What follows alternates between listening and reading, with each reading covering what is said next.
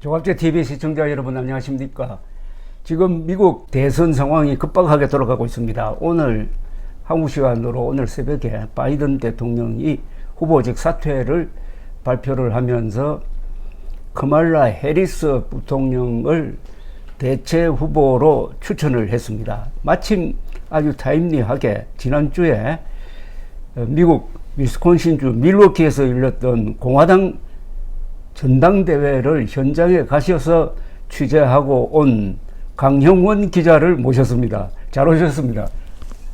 안녕하셨어요? 좀 피곤하시겠습니다. 예, 괜찮습니다. 예, 우선 강형원 기자께서 어떻게 거기 가시게 되었는지 설명 좀 드리겠습니다. 강형원 기자는 퓰리처상 사진 부분에서 2번이나 상을 받은 한국인으로서는 유일한 퓰리처상 2회 수상자이십니다.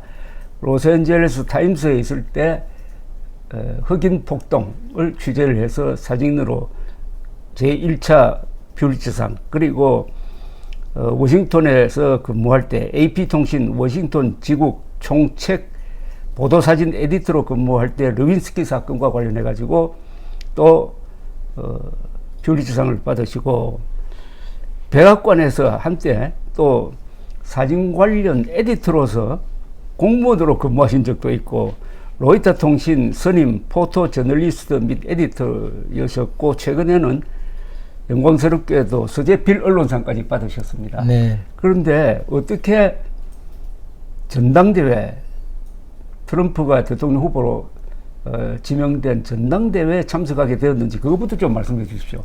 예. 제가 미국 전당대회를 현역에 있을 때 계속 취재했었는데, 이제 프리랜서 포토 저널리스트로서 자유롭게 취재를 할 수 있는 기회가 있어가지고 이번에 다녀왔습니다. 더구나 한 일주일 전에 트럼프 대통령이 저격을 당했는데 그 굉장히 들어가는 그 보안 절차가 까다로웠을 텐데요. 네, 그렇습니다.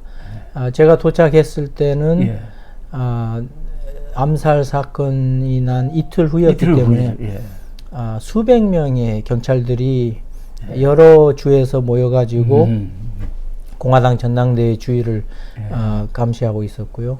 그 다음에 그 전보다도 훨씬 더 철저한 과정을 PPO 있는 기자들도 검색을 여러 번 거쳐야만 들어가는 그런 과정이 있었습니다.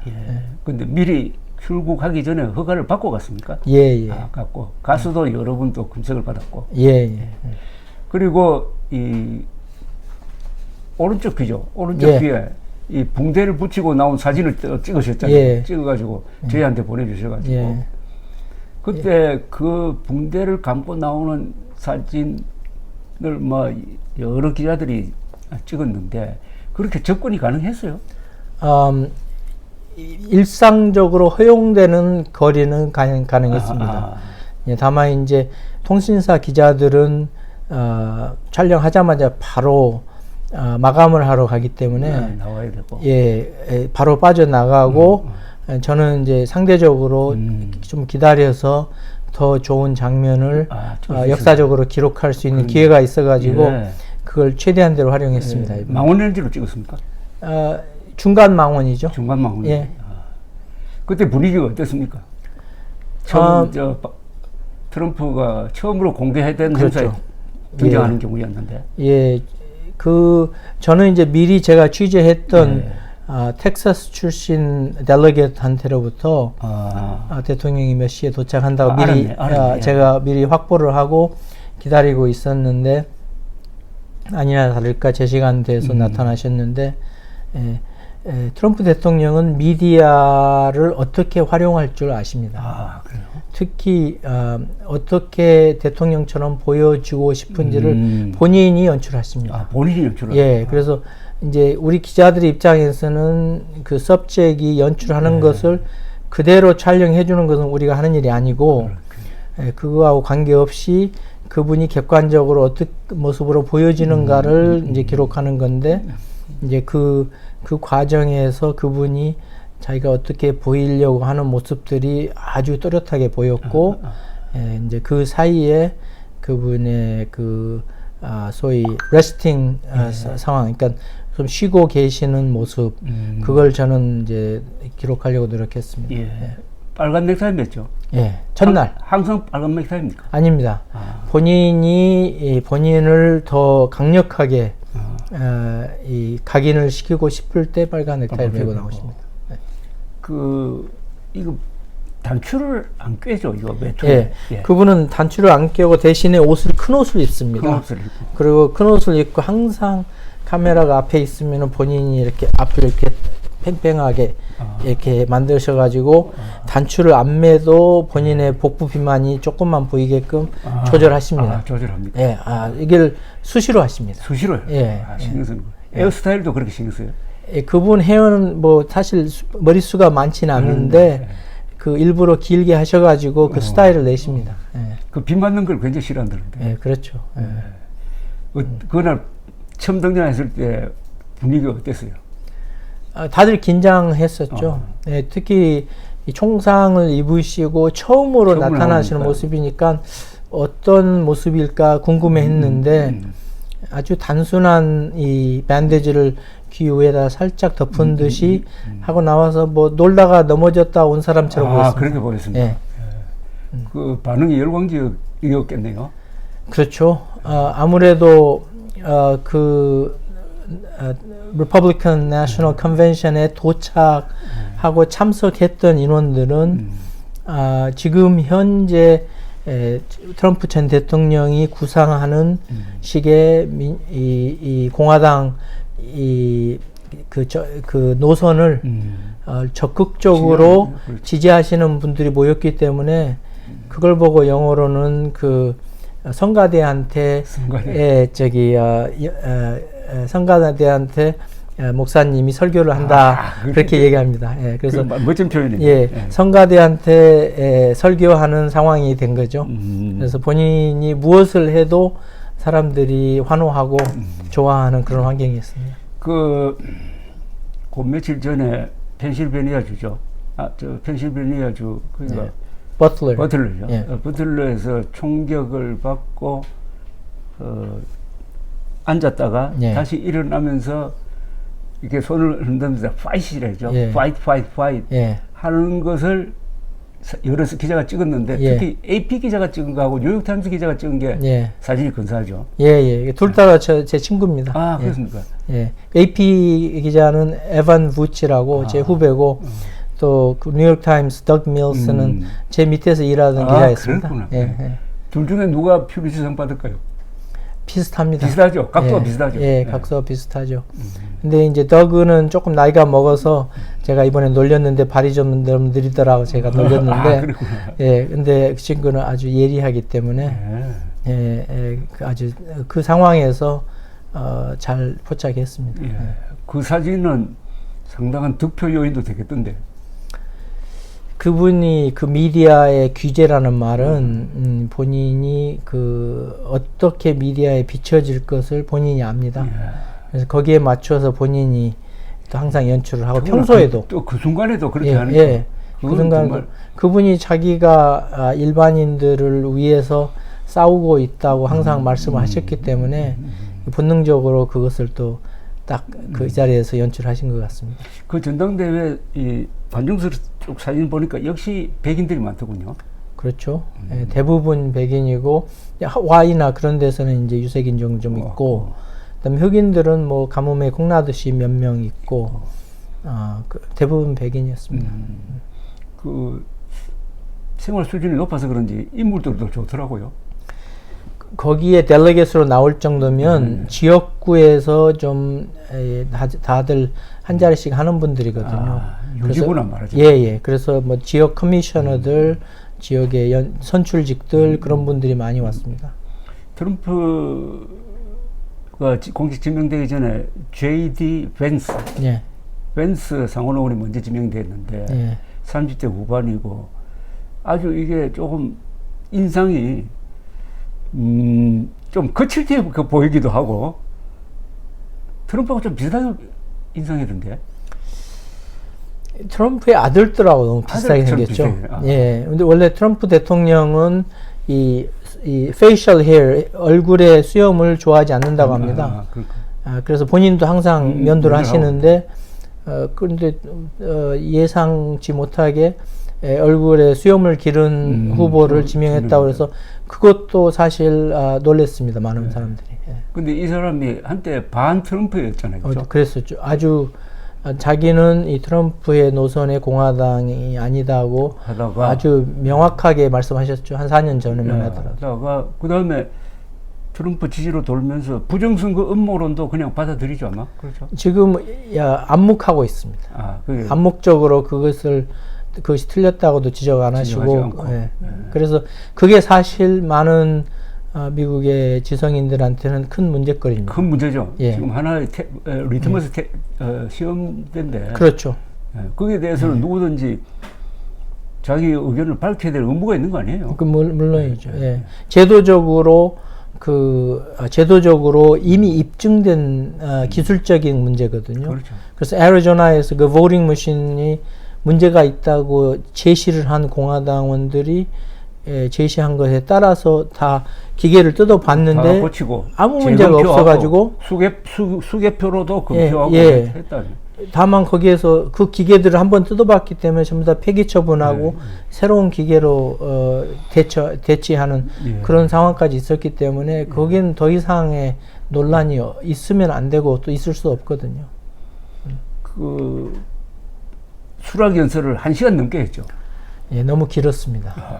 근데 듣는 편에서는 재미는 있더라고요. 그리고 완전히 대화하듯이 하니까. 그분의 스타일입니다.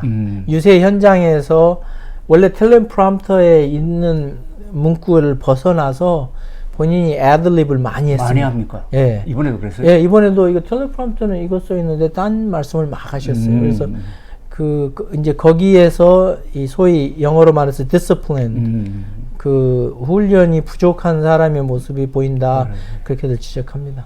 이번에 제일 중점적으로 한 게 이민 문제를 거론한 거 아닙니까? 그렇죠? 이민을 인베이전이라고 하고 심지어 범죄자들뿐만 아니라 그 마약 중독자들, 테러리스트까지 다 들어오고 베네수엘라에서 범죄율이 떨어진 게 범죄자들이 다 이민을 통해서 미국으로 갔기 때문이라는 그런 이야기까지 하더라고. 지금 말씀하신 거 전부 다 팩트 체크해서 거짓으로 밝혀진 내용. 사실이 아니잖아요, 그죠?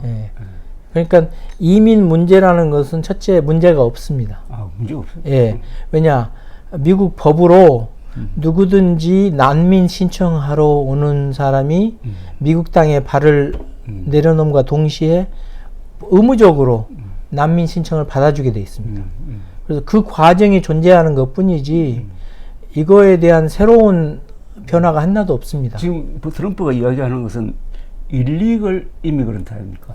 불법으로 월경하는 사람. 그걸 두리뭉실하게 얘기하는 것인데, 첫째 울타리가 있어서 막고 있고 난민 신청하는 사람은 도착 순서대로 받아들이고 있고, 그 다음에 불법으로 뭐 산이나 바다를 통해서 오는 사람은 또 그것을 검거하는 수비대가 따로 있고. 그러니까 트럼프 이야기 듣고 있으면은 전부 다가 불법 이민자인 것처럼 이야기하더라고. 그렇죠. 그게 아니죠. 그게 아닙니다. 그게 군중을 잘못 지금 잘못 선동하고 있는 정치적인 발언이 결코 팩트가 아닙니다. 그러니까 득표 전략을 완전히 세운 것 같은데 모든 것을 불법 이민으로 다 연결시켜서 일자리가 사라지는 것도 불법 이민자 때문이다는 식으로 이야기하더라고요. 미국에서 기업하는 사람들은 압니다.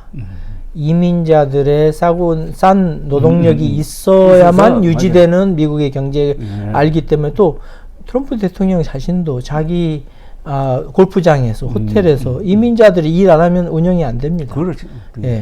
그런데 합법 이민자들도 있고 불법 이민자들도 있지만 불법 이민자들이라는 말은 합법으로 일하러 와서 만기 됐을 때 출국 안 하고 일하는 사람들이 대부분입니다. 거기에는 라틴계, 아시안계 뿐만이 아니라 유럽계들이 엄청 많습니다. 맞습니다. 수만 명의 유럽계들도 있습니다. 근데 그런 얘기를 할 때는 꼭 이민자들은 전부 다 유색인종인 것처럼 좀 왜곡된 표현을 하기 때문에 이게 이 백인 유권자들 본인을 추종하는 사람들한테는 듣기 좋을지 몰라도 이건 정확하지도 않고 이 도덕적으로도 맞지 않는 표현입니다. 그날 화면을 비춰주는 거 보면은 그 부인이 오랜만에 나왔대.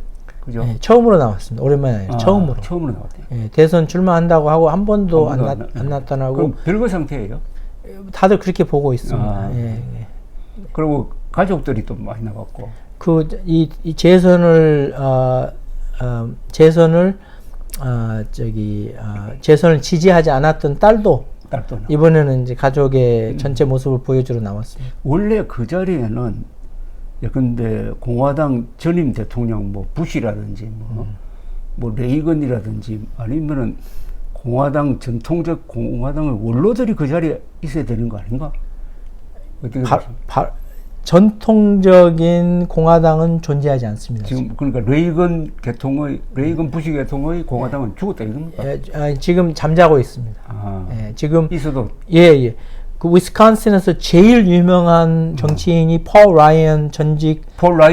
전직 하원 의장입니다. 폴 라이언. 그분은 안 나왔어요. 그 사람은 아예 전당대회 근처도 안 왔어요. 그리고 그분이 얘기했어요. 이것은 personality cult라고. 이것은 개인 숭배다 이거죠. 개인 숭배지 결코 공화당이 아니다고 그렇게 말했습니다. 그렇게 생각하는 전통주의자들이 공화당에 의외에 많습니다. 그런 분위기를 느꼈습니까? 인컬트 같은 그런 분위기를 느꼈어요. 그렇죠. 개인으로. 아니 이 정책 토론 또 미래 지도자 양성 또 그동안 이 소위 공화당이 접근하지 못했던 계층들하고의 교류나 화합 그런 모습들을 다 생략하고 매일매일 대통령이 와서 앉아 계시면 주의가 대통령한테만 갔거든. 그러니까 지금까지는 전당대회 마지막 날 지명받을 때만 나타난 거죠. 원래 그래야 되는 거죠. 그런데 계속 와 있었다 이거죠. 보통 세 번째 날 저녁에 잠깐 얼굴만 보이고 네 번째 날 이제 수락 연설하면서 이 클라이맥스를 딱 맞추는 게 후보의 역할인데 이 대통령은 첫날부터 빨간 넥타이 메고 나타나셔가지고 매일매일 나타나셨습니다. 그러면 트럼프는 자기보다 인기를 모으는 사람을 싫어하는 모양이지? 그런 모습으로 보입니다. 본인이 가장 본인한테 위협적이었던 대선 주자가 니키 헤일리 주지사였거든요. 그분은 이제 미래를 생각해서 오셔가지고 이번에 그 연설을 하셨는데 둘이 악수도 안 하고 같은 자리에 앉지도 않았습니다. 일단 대단한 사람이네. 에고가 대단한 사람. 그러니까 트럼프는 남한테 약하게 보이는 걸 제일 싫어하죠. 글쎄요. 그게 본인이 항상 평생 가지고 있던 콤플렉스죠. 자격지심에서 아마 그런 거 같습니다. 뭐 아버지에 대한 콤플렉스라고 그러기도 하고 여러 가지 그러는데. 원래 그 백악관 코러스폰던스 클럽이 1년에 한 번씩 대통령 모셔다가 그 self-deprecating humor라고 대통령을 소위 그 로스팅 한다고 그러죠. 놀리는 그 기회를 매년 갖는데 4년 임기 동안에 한 번도 그 저녁에 그 디너에 참석 안 했습니다. 그 디너 참 재밌는데요. 그래서 그 전통이 4년 동안 트럼프 대통령이 없이 했습니다. 유머가 없는 사람이야. 그렇죠. 쉽게 말하면 유머가 없어. 술도 안 마시고 그런 데도 안 가고.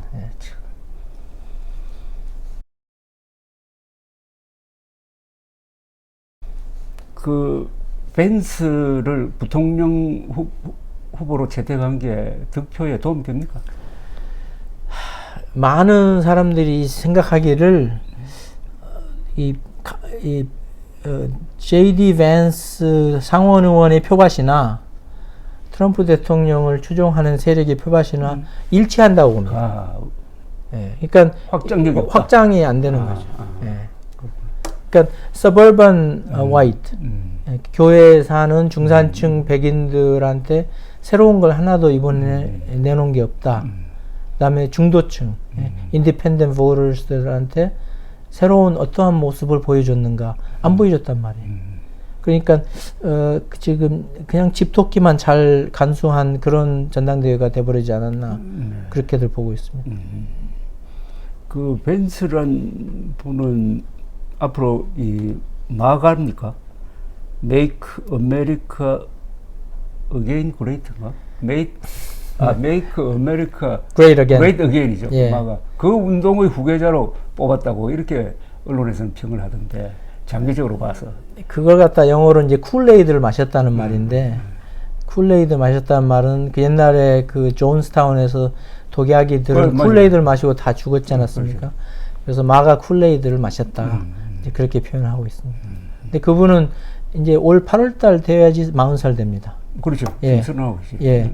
그래서 이제 40세 되기 때문에 미래 정치를 위해서 본인의 지명도를 전국적인 지명도를 이번에 올려놨기 때문에 아마 미래 정치에 대한 투자 아닌가. 그렇게 뭐 결코 잃을 게 없는 분이시죠. 그럼 공화당이 지금 식으로 계속 트럼프에게 하이제킹 돼 가지고 예. 컬트 단체처럼 예. 이렇게 계속 갈 거로 봅니까? 아니면 언젠가는 공화당 안에서 반란이 일어날 거로 봅니까?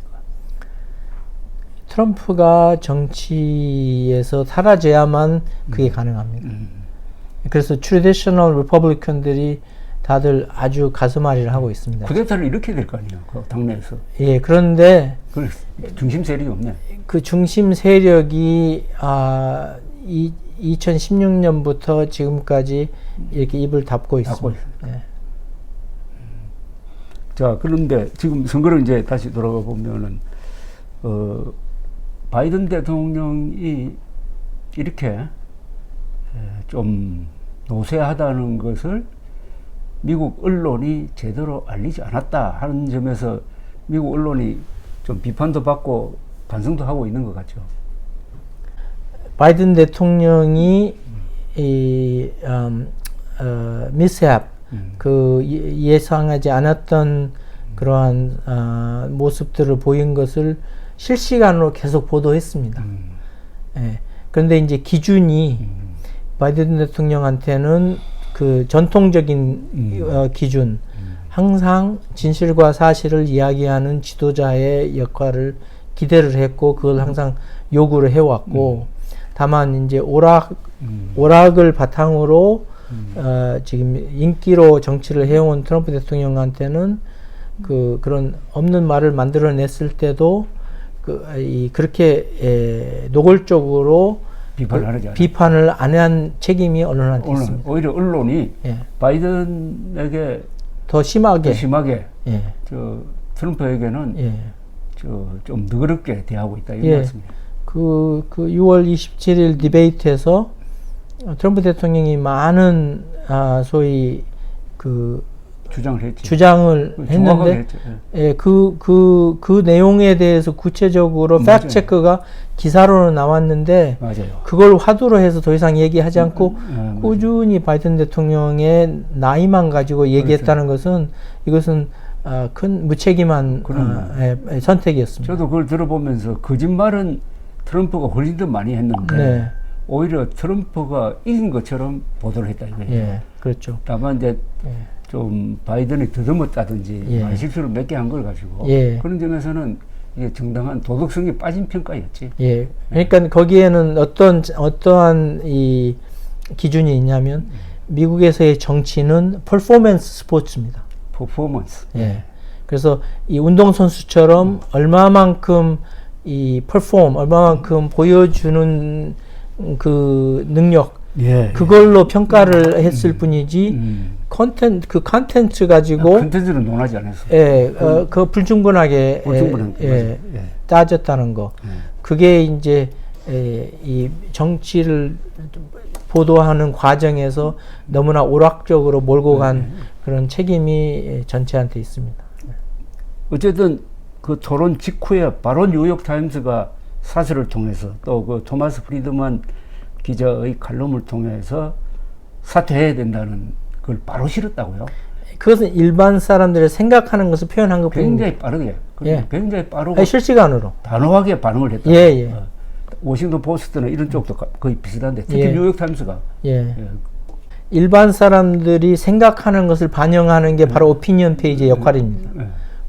그것은 오피니언란에 난 것이지 보도란에 난 거 아닙니다. 그렇죠. 오피니언이죠. 그런데 바로 그 다음 날부터 바이든이 버티지 못하겠구나 하는 생각이 들더라고요. 뉴욕 타임스나 워싱턴 포스트가 이렇게 단호하게 그만두라고 하면은 견딜 수가 없잖아요, 그죠? 선거판에서는 견딜 수가 없잖아요. 예, 미국에서 언론하고 싸워가지고 아무도 이길 수 없습니다. 그렇죠. 예, 아무도. 더구나 이거는 선거를 앞두고 있으니까. 예. 그 지지율에 바로 반영이 되니까. 예, 예.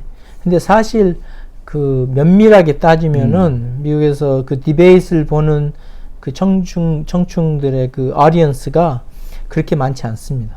그래서 그 이번에 한 5천만 명인가 그래요. 예, 디베이트가 투표에 영향을 크게 많이 안 준다고 합니다. 그런 이유 때문에. 그리고 예, 유권자들은 본인이 원래 생각했던 당을 그냥 그렇지. 선택하지 그 개인을 굳이 따지지 않는다고 합니다. 예. 그런데도 이번 토론은 우선 내용보다는 건강이 딱 문제가 돼버리니까 예. 이거는 너무나 문제가 본질적인 문제가 되니까 그건 회복이 어렵게 된 거고 예. 거기에 따라서 지지율에도 꽤 변화가 많이 있었거든요. 큰 변화는 아니지만 변화가 있었고 해가지고 결국 이렇게 물러나게 됐는데 물러나게 되는 것에 가장 큰 거는 언론이 동거하고 그다음에 지도부 사람들이 그죠 사퇴를 요구한 거. 그다음에 정치 헌금 내는 사람이 안 낸다고 한 거예요. 민주당 지도부가 이제 노골적으로 나왔는데 그것은 이제 원래 민주당에서는 다양한 의견들이 존재하기 때문에 어느 정도 수용을 할 수 있는 건데 이제 그 캠페인에서는 항상 의지가 없어서 캠페인을 멈추는 게 아니라 선거 자금이 떨어지면 캠페인을 멈추거든요. 그렇죠. 근데 선거 자금을 약속한 것을 그걸 회수하겠다고 그러니까. 나오니까 그때 이미 결정이 났습니다. 결정난 거죠. 그때 이미 결정이 났어요. 근데 그 결정을 조금 미룬 거죠. 계속 전략적으로 미루어서 공화당 전당대회 끝날 때까지 기다렸다가 발표 딱 하신 거예요. 지금 들어온 게 약 9천만 달러 갖고 있더라고요. 네. 그 다음에 오늘인가? 어마어마하게 많이 들어왔더라고. 네. 사퇴 발표한 이후에 뭐 5천만 달러가 하루 만에 모금됐는가 뭐 그렇게 좀 기사가 금방 떴던 것 같던데. 원래 고질적으로 트럼프 대통령 측에서 선거 자금을 모으기가 힘들었었습니다. 특히 이 지난 4년 동안의 미국 경제에서 그 전에 4년하고 비교했을 때 이렇게 엄청난 행정적인 그 성과가 바이든 대통령이 있었기 때문에 바이든 대통령 쪽에서는 그동안 선거 기금을 모으는데 별 어려움이 없었는데 디베이트에서 그 퍼포먼스가 평가가 되면서부터 그게 문제가 됐는데 그 문제가 생기면서 바이든은 이제 정치에서 은퇴할 나이가 됐구나가 이제 결정이 된 겁니다. 지금 전당대회 수락 연설에서 한국과 관련된 이야기를 하는 것 중에서 김정일이는 핵을 가지고 있으니까 핵을 가진 지도자와는 친하게 지내야 한다. 자기가 재임하고 있을 동안에는 북한에서 도발이 없었다. 이런 이야기를 했는데 그 내용에 대해서 어떻게 생각하셨습니까? 그것은 그분이 그냥 주장하는 것이지 아무도 동의할 수 없는 이야기거든요. 그런 이야기는 민주당 후보는 절대 그런 이야기는 안 하죠. 못하죠. 그러니까 불법적으로 핵무기를 가지고 있는데 그걸 도덕적 판단을 하지 않고 핵무기 가지고 있는 사람하고는 친하게 지내야 된다 하면은 그동안 미국이 가지고 있는 그 고귀한 무슨 자유, 평등, 정의, 인권 뭐 이런 게 한꺼번에 다 무시되는 거 아닙니까? 그죠? 미국 정책하고 위배되는 이야기지. 그 발언은 그냥 농담 비슷하게 말이지. 그런 중요한 문제를 가지고. 그게 그분의 이 소위 외교를 보고 있는 안목이라고 볼 수 있죠. 자, 그런데 이 해리스는 로스앤젤레스에서 주로 검사로 활동했잖아요, 그죠? 검사로는 캘리포니아에서 로스앤젤레스, 캘리포니아, 샌프란시스코 있죠. 캘리포니아. 그래가지고 캘리포니아 검찰총장도 하고 그다음에 상원 하고 보니까 어머니가 남인도 사람이고 아버지가 이 자마이카계 흑인 뭐 이렇게 나오고 참 남편이 유대인입니다. 헐리우드에서 활동하는 변호사입니다. 그럼 이런 인종적 배경은 득표에 도움된다고 봅니까? 당연히 도움돼요. 아, 힐러리 대통령 후보자가 나왔을 때 흑인 유권자들이 투표를 안 해서 졌습니다. 아, 그래요? 예, 그래서 이렇게 펜실베니아, 미시간, 위스콘신에서 그래서 그것을 보완하기 위해서 흑인 부통령을 바이든 대통령이 바로 선정한 것이죠. 참 힐러리가 졌지만은 전국 득표는 더 많이 했잖아요. 그렇죠. 그죠? 200만 표 이상. 더 많이 했는데 그 아주 스윙 스테이트 여기서 예, 한 7만 표가 참 이상하게 예, 안 넘어오는 바람에 그랬는데 그것은 오바마 대통령을 당선시켰던 흑인 유권자들이 보이콧하면서 생겼던 일입니다. 왜 그랬습니까? 왜 힐러리 클린턴한테 반감이 있습니까? 예, 빌 클린턴 행정부 8년 동안에 두 임기 동안에 three strikes and you're out이라고 3번 유죄 판결을 받으면 무조건 판사가 의무적으로 긴 형량을 때려야 되는 법을 만들었습니다. 예. 그래서 전국에 사설 이 감옥소들이 생기면서 그 죄수들이 흑인들로 많이 채워졌어요. 그러니까 흑인 유권자 입장에서는 자기의 남편, 보이프렌드, 오빠, 동생들이 이 감옥에 많이 앉아 있으니까 거기에 불만이 많았죠. 예, 그래서 힐러리 후보가 나왔을 때 아예 투표를 안 해버린 거죠. 자, 해리슨은 흑인이고 네. 여자고 네. 그 다음에 아시아고 계통이고 또 뭡니까 저 히스패닉이라고 볼 수는 없죠. 아니요, 자메이카는 히스패닉 아니에요. 히스패닉은 아니죠. 예, 그냥 블랙입니다. 네. 네. 그런 히스패닉하고 연결되는 질문은 없습니까? 해리스하고는? 거기는 없고 다만 이분이 하워드 유니버시티라고 흑인 대학교를 다녔습니다. 네. 예, 그래서 본인의 정체성을 흑인으로 부각시키고 있고. 예. 그리고 남편이 유대인이니까 그것도 약간 도움이 되겠네. 예, 그러겠죠. 예. 앞으로 그러면은 8월 중순에 민주당 전당대회가 8월 19일부터 22일까지. 날이 딱 정해져 버렸고. 예. 시카고에서 있죠. 시카고에서. 예. 그것도 취재하러 가세요. 예. 자, 이제 앞으로 한 달 사이에 어떤 프로세스가 진행될 것 같습니까? 뭐 지금 안에서. 민주당 안에서 유력한 정치인들이 상당히 많습니다. 그래서 그분들이 이제 그 경쟁을 통해서 실질적인 민주주의 모습이 아마 전당대회에서 이렇게 나타날 거라고 생각합니다. 미국에서 실질적인 권력 서열은 대통령, 그 다음에 하원 의장입니까? 맞습니다. 하원 의장. 서열은 그렇지만 동등합니다. 그 정도? 동등해. 예. 하원 의장이 대통령하고 동등하다고 보면 돼요. 예. 오히려 상원 여당 대표일 것 같은데. 척 썸너 같은. 거기서는 러버 스탬프입니다, 그냥. 그래요? 그냥 하원에서 통과시키는 것, 백악관에서 원하면 해주는 겁니다. 척 썸너입니까? 척 슈머. 척 슈머지. 예. 척 슈머. 척 슈머. 뉴욕주죠. 뉴욕주. 예. 척 슈머. 예. 척 슈머.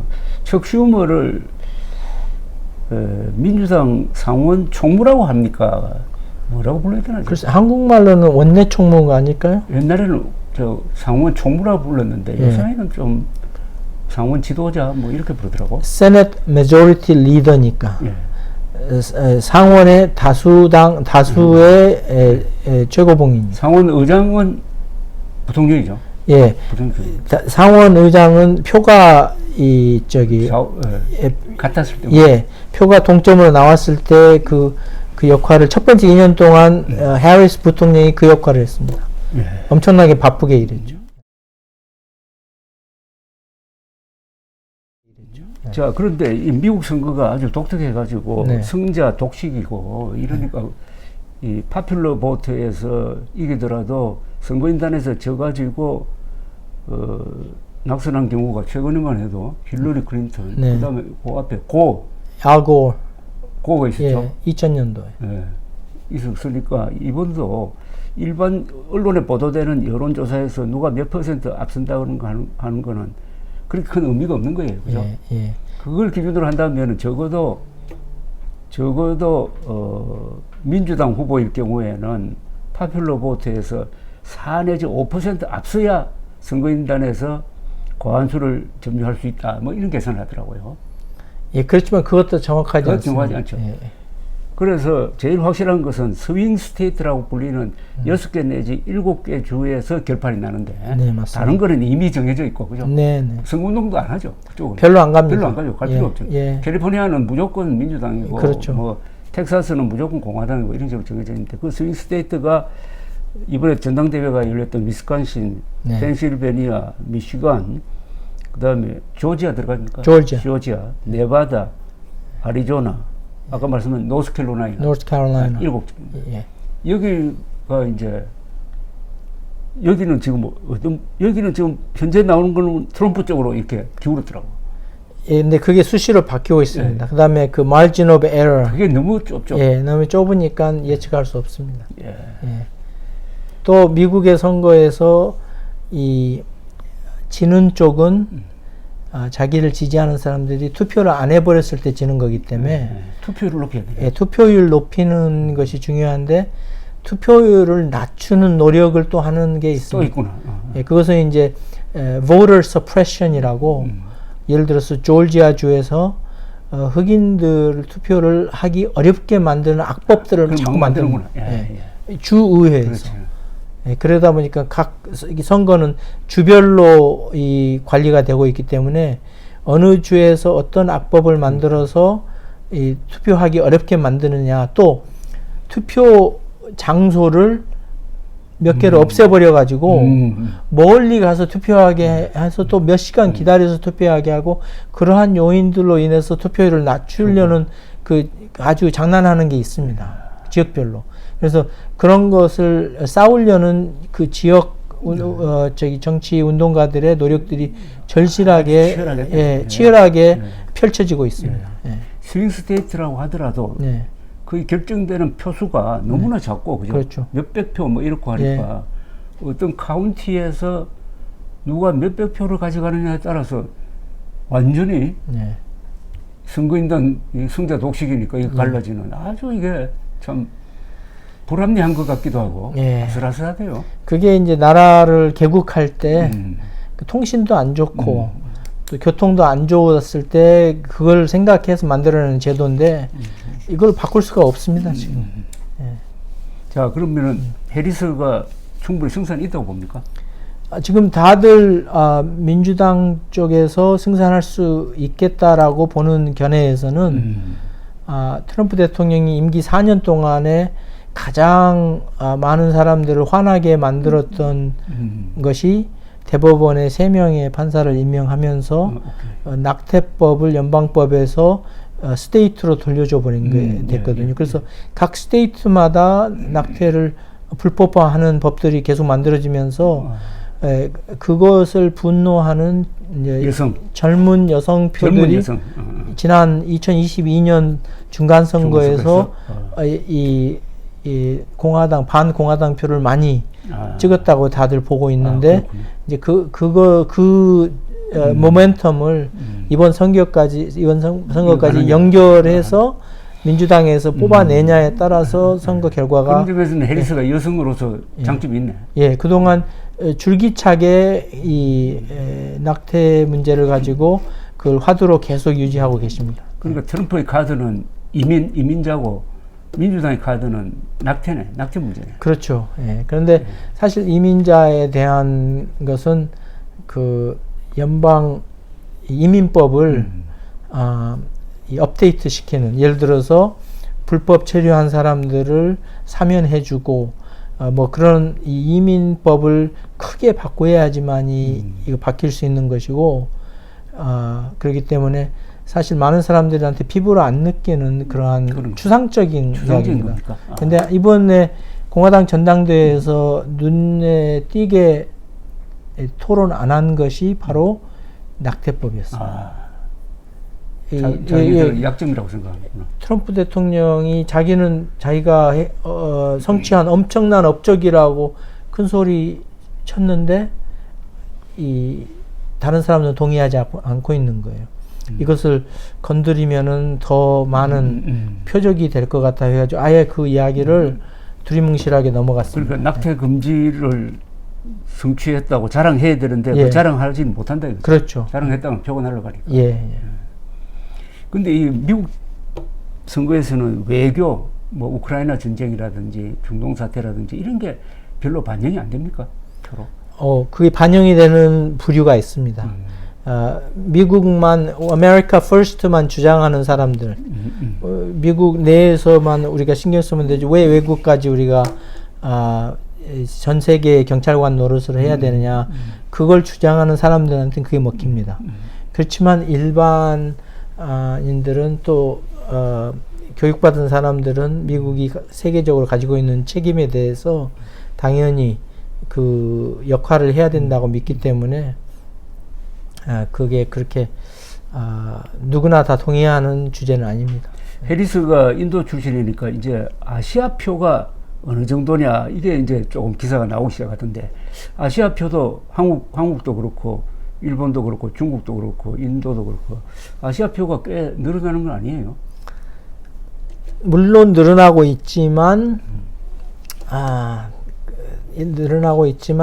사실 아시아 사람들이 히스패닉하고는 비교도 안 되기 때문에 히스패닉들이나 블랙들이 요구하는 것 같이 아시아인들이 아시아인의 주제로만 이렇게 형성이 되는 이러한 움직임은 없습니다.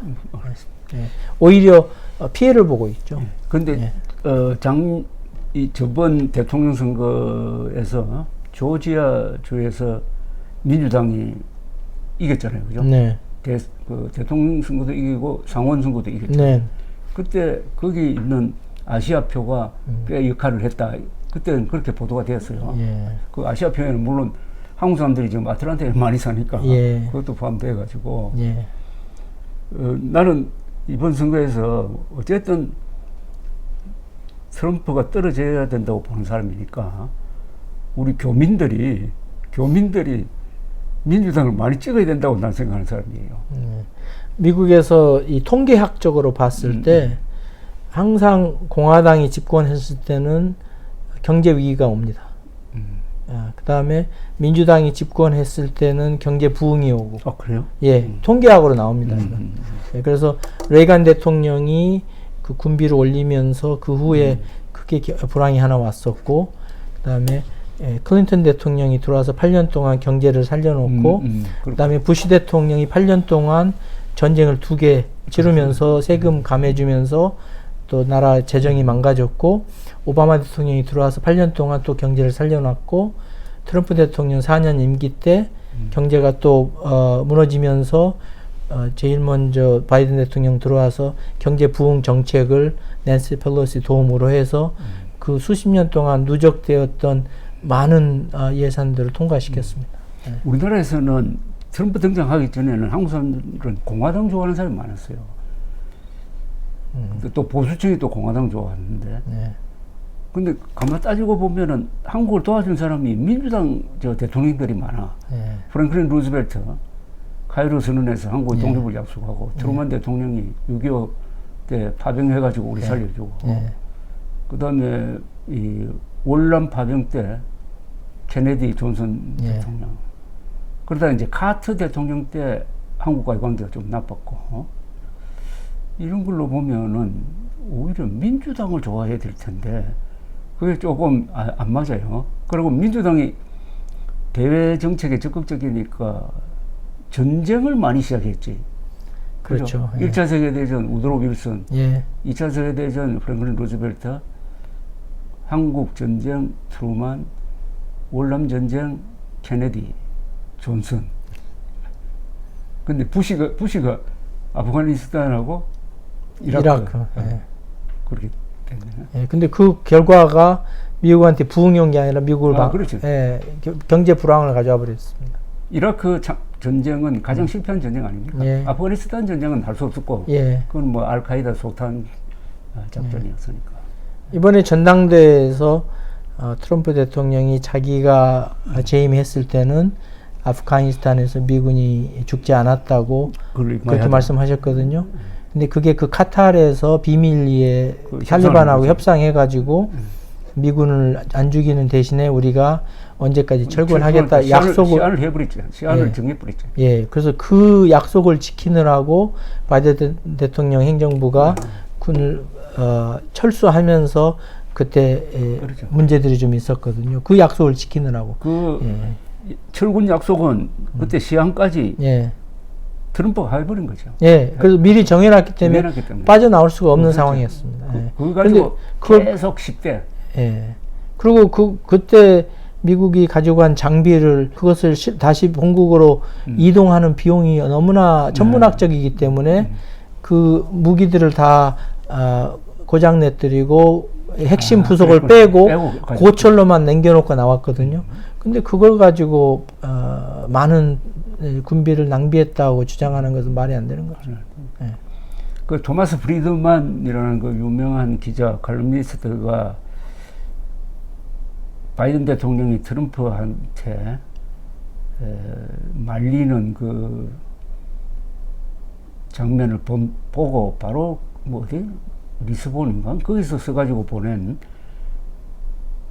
나의 친구라고 하면서 바이든이 물러나야 된다고 하는 주장 중에 아주 설득이 있는 게 트럼프는 미국의 재앙일 뿐만 아니라 인류의 재앙이다 이런 식으로 이야기하면서 당신이 물러남으로써 트럼프의 집권을 저지한다면은 그야말로 진짜 영웅이 된다고 그랬었더라고요.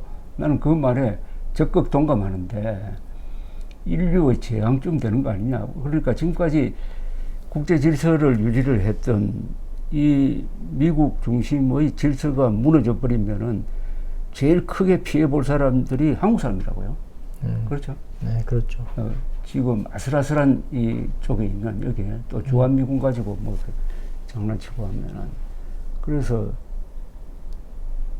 해리스가 될지 누가 될지 모르지만 하여튼 민주당 후보가 당선되어야 된다는 게 저희 아주 주관적 생각입니다. 지나고 나서 아마 어쩌면 9월 달에 있어야 될 그 디베이트를 6월 달에 가짐으로 해서 민주당이 그 대선 티켓을 재정립할 그렇죠. 수 있는 기회를 만들었다는 게 그 신의 한 수가 될 수 있을 것 같습니다. 그럴 수 있어요. 이게 정치라는 건 정화유복이라고. 그렇죠? It ain't over till it is over. 이게 최고의 성자가 누가 될지는 지금 모른다고 생각합니다. 그런 점에서 지난 미국 언론이 그런 이야기를 가끔 쓰더라고. 지난 주일이 몇십 년의 미국을 결정했을지 모른다고. 네, 그렇죠. 지난주는 그러니까 시작은 트럼프가 저격당하는 걸로 시작을 해가지고 끝은 바이든이 사퇴하는 것으로 아주 세계를 바꾼 일주일이 될지 모르겠습니다. 다음에 8월 달에 민주당 가시면은 또 그때 한번 모시겠습니다. 그 미국 말에 그 Don't let a good crisis go to waste라는 말이 있거든요. 그래서 좋은 이 crisis를 낭비하지 말라. Don't let good crisis go to waste. Go waste. to waste. Go to waste. waste. 아주 명문입니다. 감사합니다.